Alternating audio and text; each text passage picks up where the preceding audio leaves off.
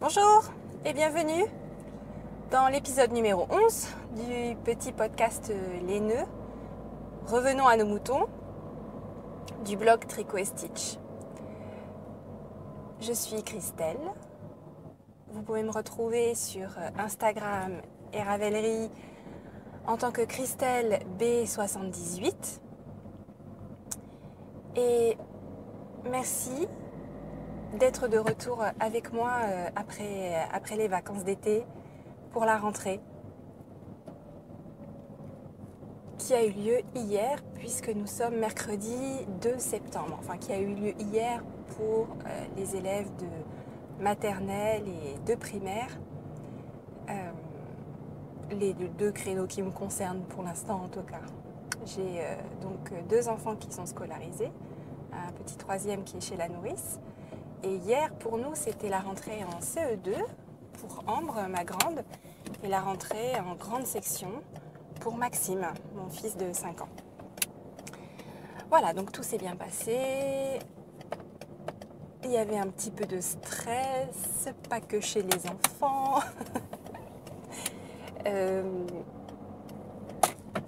Ouais, j'avais une grosse boule dans le ventre lundi. On aurait cru que c'était moi qui faisais ma rentrée. Donc pourquoi, je ne sais pas, parce que ça se passe bien à l'école pour les enfants depuis qu'ils sont scolarisés. Il n'y a pas vraiment de soucis. Mais alors, je crois que c'était le fait de reprendre une vie très très structurée, très rythmée, de recommencer une nouvelle année scolaire.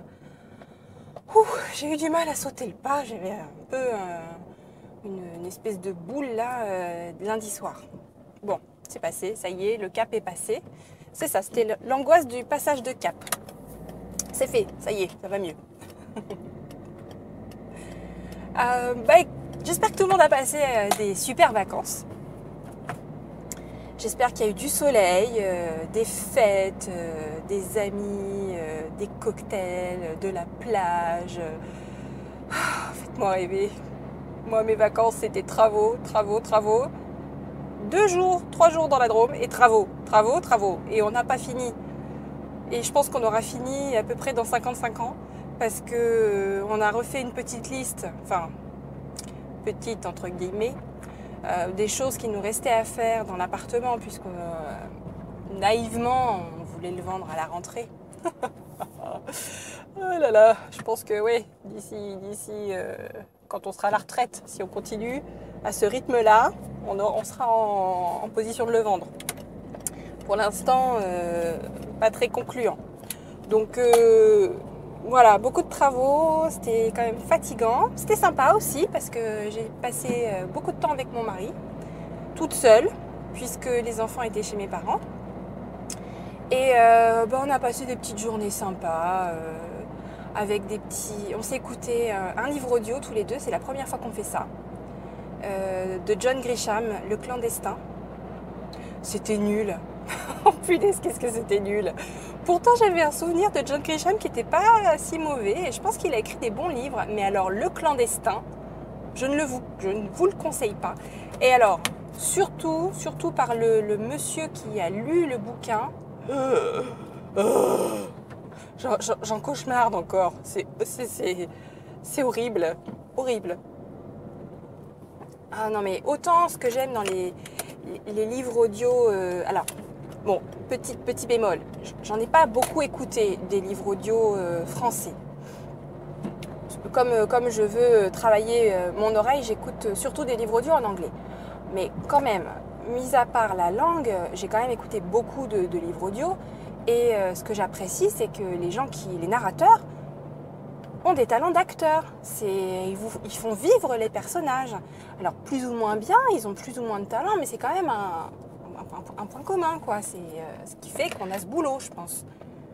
Pas le monsieur qui a lu Le Clandestin. Lui, c'est monotone. En plus, il a une espèce de tic de langage, pas verbal, mais plutôt dans l'intonation qu'il donne à tous les personnages, absolument tous, donc c'est un peu dur de suivre. Et c'était chiantissime. Même chiantissime mal, allons jusque là. Donc voilà, mon mari a quand même apprécié. Lui, ça allait, ça l'a pas trop gêné, il a trouvé l'expérience sympa. Mais par exemple, on a écouté avec mes sœurs, on a commencé à écouter la dernière fois en faisant de la broderie. D'ailleurs, c'était trop cool. Le Hobbit, lu par, alors, je ne sais pas quel est son nom, mais il est très connu. Il a une petite tête un peu chafouine, un peu renfrogné là, avec le menton qui sort un peu, puis le front aussi. Il joue l'handicapé dans Alien Résurrection, par exemple. Et il joue aussi dans L'île des enfants perdus. Et il joue dans plein de films français. Il est vachement connu et j'ai un peu honte de ne pas savoir comment il s'appelle. Et je l'aime beaucoup, cet acteur. Et c'est lui qui lit le Hobbit. Et franchement, alors là c'est génial. C'est vraiment génial. Donc voilà, donc c'était le monsieur qui a lu Le Clandestin qui était pas terrible. Faut le reconnaître. Voilà. Et tant que je suis dans les livres, et ne commencez pas à taper du pied, j'arrive au tricot, je voulais quand même vous parler d'un bouquin qui m'a juste mise sur les fesses, qui s'appelle The Ocean at the End of the Lane. C'est en anglais, c'est de Neil Gaiman. Ça se traduit par l'océan au bout de la route, ou au bout de la rue. Et alors ça, c'est juste un ovni littéraire, il est génial, il est absolument fantastique. Je peux même pas vous dire dans quelle catégorie ça tombe. C'est... Le mec est barré, clairement, mais dans le bon sens. C'est irracontable. C'est complètement irracontable. Je pense qu'on est dans la science-fiction, mais pas la science-fiction genre Star Trek. On est plus dans du Stephen King, ça fait un peu peur, mais plaisamment peur. Enfin, c'est un peu dérangeant, mais plaisamment dérangeant. Enfin, c'est... Franchement, j'ai rarement écouté un livre audio aussi vite et je l'ai même écouté le soir. Je l'ai écouté tout le temps en faisant la cuisine. J'ai été complètement captivée et il est super court. Je vais vous rechercher le titre en français si jamais ça vous intéresse. D'ailleurs, dans ses remerciements, l'auteur Neil Gaiman remercie Stephen King. Je pense qu'il s'est largement inspiré de Stephen King parce que dans ses idées complètement décalées, complètement innovantes, c'est incroyable son bouquin. Et ce que j'ai adoré par-dessus tout, c'est que le livre de Neil Gaiman a été lu par Neil Gaiman. Et ça, j'ai vraiment eu l'impression que c'était un moment privilégié. Qui mieux que l'auteur peut lire son livre et lui donner le ton qu'il voulait, donner au personnage la voix qu'il voulait. Et il lit très bien. Il lit vraiment très bien. Il a une voix douce, une voix chaude et ronde. C'est trop sympa. Et il ne dure que 5 heures. Alors, c'est satisfaisant d'un côté parce que ça va très vite, 5 heures. Je l'ai écouté en 3 jours. Et d'un autre côté, c'est très frustrant parce que on a envie de plus, quoi. On a vraiment envie de plus. Par comparaison, Game of Thrones, un tome, c'est 40 heures, quoi. Donc voilà. Mais d'un autre côté, c'est aussi la garantie d'une action qui est assez rythmée. Donc ça, c'était cool. Voilà. Ça, c'était le gros enthousiasme du moment. Bon, je l'ai fini hier soir, hein, voilà. Bon, ça y est, mes petits choux, on passe au tricot. Ça y est. Je vais commencer par les cales de l'été. Petite pause dramatique. Allez, dites. J'ai tenu tous les délais que je m'étais imposés. Ce truc de malade. J'ai fini 4 châles cet été. Ouais, 4. Moi qui n'avais rien fait en 6 mois quasiment. À part une paire de chaussettes au mois de janvier. Enfin, j'exagère, mais pas loin quand même. Donc là, vraiment, j'ai dépoté. Et j'ai une collègue qui m'a dit, mais attends, t'as fait des travaux? Comment t'as fait? Et en fait, rétrospectivement, je ne sais pas. Je ne sais pas comment j'ai fait. Je comprends pas. Mais tant mieux, hein. Donc voilà, j'ai fini 4 châles. J'ai d'abord fini Audrey. Ensuite, j'ai fini Germinate. Ensuite, j'ai fini le Calmystère de Through the Loops. Et ensuite, j'ai fini le petit châle Hogwarts Express de Harry Potter. Que j'ai tricoté d'ailleurs en regardant Harry Potter, c'était obligé. C'était d'ailleurs très cool comme expérience. Voilà, ça c'est cool. Et par contre, alors j'en avais 11 en tout cet été, auxquels j'avais l'ambition de participer. Finalement, j'ai participé à 9. parce que stage dash, Kuro coucou stage dash, vous vous rappelez, 3000 mètres. Bon, j'ai été très honnête sur mes métrages, hein. J'ai pas du tout gonflé la note, et même quand un métrage annonçait 800 mètres, j'ai pesé ma laine et j'ai vu combien moi j'avais utilisé de laine. Et stage dash, objectif 3000 mètres, j'ai fait 2864. Donc voilà, donc j'ai pas pu participer. J'étais un peu déçue.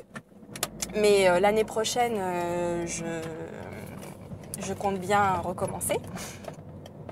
Et le deuxième truc qui n'a pas marché, c'est un cal que j'ai vu, mais juste au dernier moment, pur bonus. C'était Skin ou Skin, ou je sais jamais comment on dit. Vous savez, c'est la laine australienne. C'est une pure tuerie, cette laine d'ailleurs. Elle organisait juste un châle cal, summer châle cal. N'importe quel châle, n'importe quelle laine, hop, on pouvait rentrer dedans et gagner de la laine. Wouhou! Donc j'ai rentré Germinate, je crois. Ah oui, il fallait juste que ce soit de la laine teinte à la main. Sauf que je ne l'ai pas posté dans le bon fil de discussion. Je l'ai mis dans le fil de discussion, le chatter thread, et pas dans le FO thread. Donc voilà, bon ça c'était loupé. Bêtement, hein, vraiment bêtement. Mais bon, c'est pas grave. Donc voilà. Tous les autres, les 9 autres, j'ai réussi. Donc si vous voulez avoir le détail, je vais pas vous le donner là parce que ça fait un peu liste de courses. Je me suis fait un petit post dans le groupe Ravelry où j'ai tout détaillé. Voilà. Quel cal, quels deadlines, quel projet j'ai rentré, tout, vous avez tout là-bas. Tout sur les cals de l'été, et ne me tentez pas à faire une blague pourrie sur tout sur le voilà, ça suffit maintenant. Bon. Donc je suis assez contente. Et c'est très motivant hein, de se mettre comme ça Enfin, vous avez qu'à voir, hein, j'en ai pas eu du tout premier semestre, j'ai rien foutu. Et j'ai fait que commencer des trucs. Et là, cet été, je me suis mis 11 deadlines et paf, 4 châles. Donc, il n'y a pas photo. Hein. Je pense qu'il faut se fouetter un peu hein, pour arriver à quelque chose dans la vie. Hein. D'ailleurs, il faut que je pense à dire ça à mes enfants ce soir. Du coup, moi, je vous annonce que je fais une Caston party. Me, myself and I, mais vous êtes tous les bienvenus à vous joindre à moi. Je vous annonce une Caston party le 1er octobre. Pour plein de bonnes raisons. Alors d'abord parce que le mois d'octobre, c'est le mois que je préfère de toute l'année. Hein, même avant le mois de décembre, c'est pour dire. Ce n'est pas peu. Tout de suite après, c'est le mois de décembre. Voilà, donc pour célébrer octobre, Caston Party le 1er octobre. Caston Party, ça veut dire quoi? Ça veut dire que je monte les mailles pour plusieurs projets en même temps, parce qu'il y a 3 cals mystères auxquels je veux participer qui commencent le 1er octobre. Donc c'est voilà, double raison. Et alors, ces 3 cals mystères sont le nouveau cal de Cindy Garland. Oui, j'aime qu'on me fouette. J'ai un petit codé SM. Je remets le couvert avec Cindy Garland et un châle mystère, malgré le chemin de table. Ça s'appelle London quelque chose. Je vous mets les détails dans les notes. Et en fait, je voulais pas le faire. Et après, j'ai lu dans la description de son projet qu'elle avait envisagé d'appeler son cal, pas London machin truc, mais Reaper quelque chose, comme Jack the Ripper, comme Jack l'éventreur. Et j'aime bien cette histoire. Donc voilà, elle m'a eu avec ça.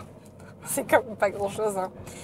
Donc j'ai choisi, bien sûr, bon, j'ai acheté le kit. Hein, ah oui, voilà, j'ai eu une autre soirée un peu pompette, et ben j'ai encore fait plein de bêtises. 3 achats dans la même soirée. Et alors là où c'était vraiment lamentable, c'est que le lendemain, je m'en rappelais même quasiment plus. C'est trop nul. Je me rappelais que j'avais fait des conneries, mais je ne me rappelais plus chez qui. Heureusement que c'est de la laine. Hein. Vous imaginez si je me comportais comme ça, hein, avec des gens, ce serait vraiment sordide. Donc voilà, j'étais très très gaie. Et paf, 3 commandes le soir même. Ah bah, j'ai pas été avec le dos de la cuillère. Donc ça y est, maintenant je me rappelle qui c'est. Hein. C'est Avirland avec encore des mini.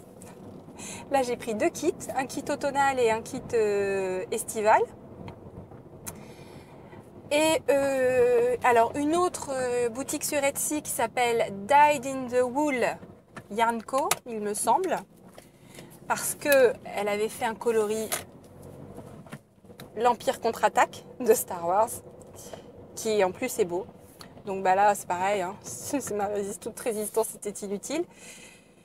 Et le troisième achat, c'était le kit pour le calmystère de Cindy Garland. Donc voilà, qui est donc London Truc Bidule, qui commence le 1er octobre. Ensuite, les autres calmystères qui commencent le 1er octobre, il y a un calmystère sur Vanessa Ives, pas Ives, Ives, parce que ça s'écrit I-V-E-S, qui est le personnage principal de la série Penny Dreadful, que j'adore.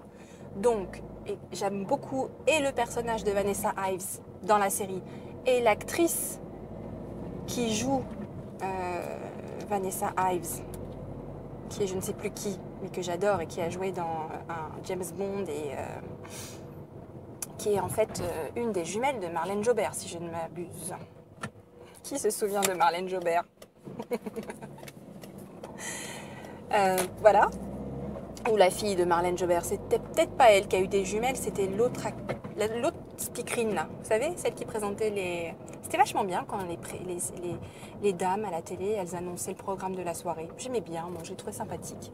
Il y en a eu une Evelyne quelque chose qui a eu des jumelles, je me rappelle, ça m'avait marqué. Bon, c'est les digressions en folie aujourd'hui. Hein. C'est la joie de vous retrouver, c'est pour ça. J'en étais où? Ah oui, non, je ne sais plus. Les Caston Party. Donc voilà, si vous voulez vous joindre à moi pour la Caston Party du 1er octobre, you're welcome, parce que j'ai en plus un 4e montage de mailles qui sera prévu le 1er octobre. C'est mon chalaudré. Mais oui, parce que je vais faire débuter le cal pour le chalaudré le 1er octobre. Puisque c'est mon prochain sujet, le chalaudré. Il y a eu des développements cet été. Et je suis très contente donc de vous annoncer que le test du chalaudré est en cours, se passe très bien. J'ai vu fleurir plein de chalaudrés et j'ai déjà deux testeuses qui n'en ont pas fait un mais 2, ce qui m'a trop fait plaisir. Elles ont beaucoup apprécié tricoter parce qu'en fait il est très simple, donc ça se tricote facilement devant la télé et tout, et c'est vrai que c'est assez sympa. Donc le chalaudré, le test est en cours, le test dure jusqu'au 21 septembre. Après, je me réserve quelques jours pour éditer, faire les petites modifications de dernière minute, voir si je suis contente avec l'aspect du modèle, parce que pour l'instant, je l'ai fait toute seule et tout, mais je verrai si j'essaye pas de le faire un petit peu améliorer, vous savez, la disposition, etc., etc. Et puis bien prendre en compte toutes les remarques de mes chères testeuses qui tricotent comme des acharnés là en ce moment pour avoir fini à temps. Si vous voulez avoir des petits aperçus de ce que ça donne, je vous invite à regarder, il y a 2 liens, 2 fils de discussion dans le groupe Ravelry dédié au test du chalaudré. Il y a également pas mal de photos sur Instagram. Alors, il y en a plus d'une dizaine là. La plus prolifique est Avirland, Carole. Elle a mis même un tag Audrey Schall. Donc hashtag Audrey Schall. Audrey Schall, pardon, c'est en anglais, hein, S-H-A-W-L.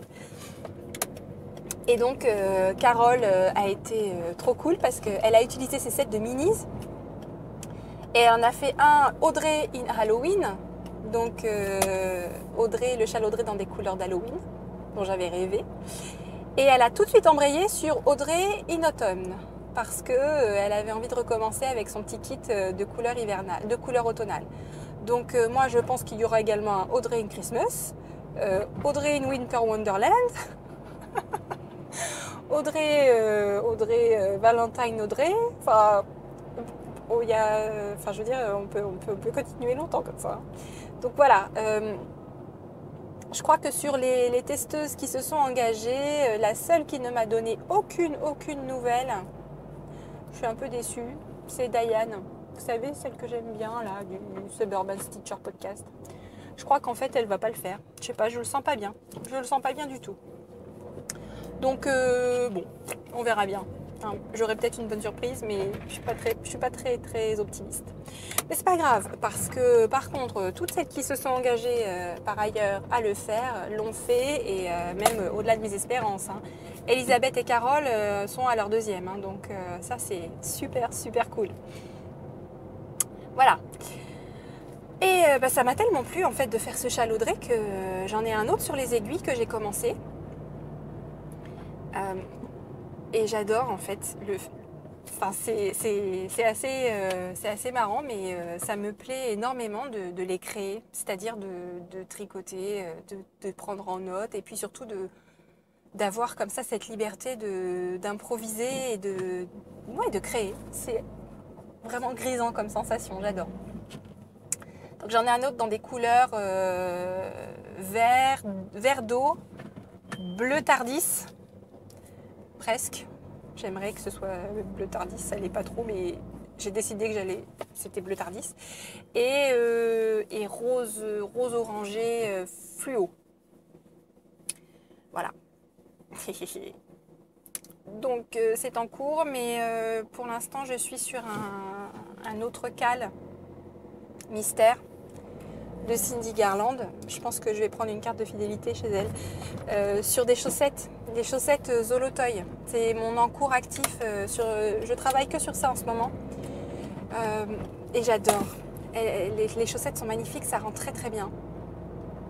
Ce sont des chaussettes extrêmement travaillées. Il faut s'accrocher pour suivre le... Enfin, c'est pas dur, mais ça demande beaucoup d'attention. Et ça rend bien, ça rend très bien. Je pense que celle-là, en plus il y a des perles à un moment donné. Je pense que ça rentrera dans les cadeaux de Noël, parce que là on attaque le tricot pour Noël. Hein. J'ai pris de l'avance avec mes châles en les ayant fait cet été. Mais j'ai du mal à... par exemple, le châle mystère de Kirsten Kapoor, là, le Through the Loop 2015, j'avais envie de l'offrir à Noël et il me plaît tellement, j'arrête pas de le mettre. C'est pas bien, hein.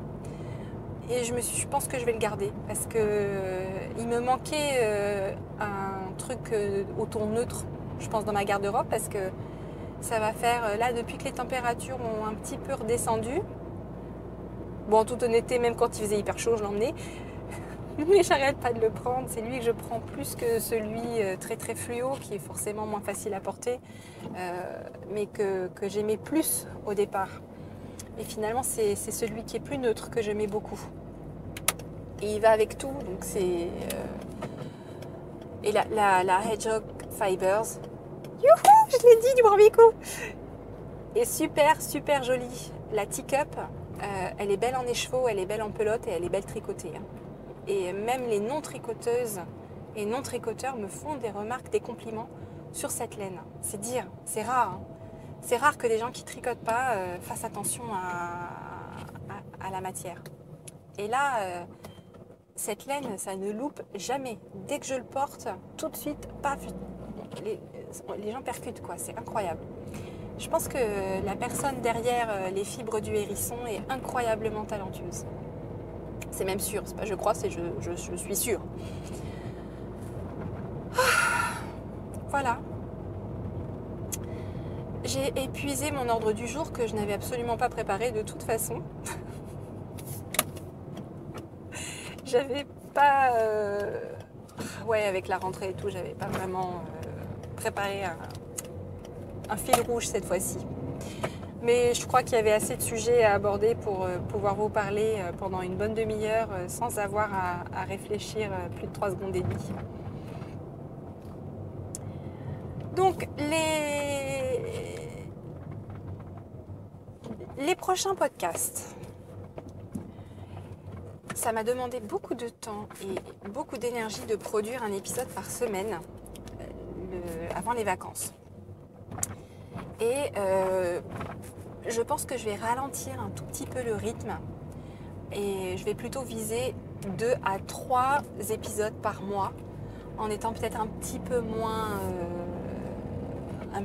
précise sur les dates d'enregistrement et de mise en ligne pour gagner un peu en flexibilité. Voilà, alors peut-être que je vais reprendre le rythme de vous parler toutes les semaines parce que c'est quand même un truc que j'adore faire. Ce qui est plus long en fait, c'est pas tant l'enregistrement, c'est tout ce qui est derrière. Et je pense que toutes celles qui podcastent savent de quoi je parle.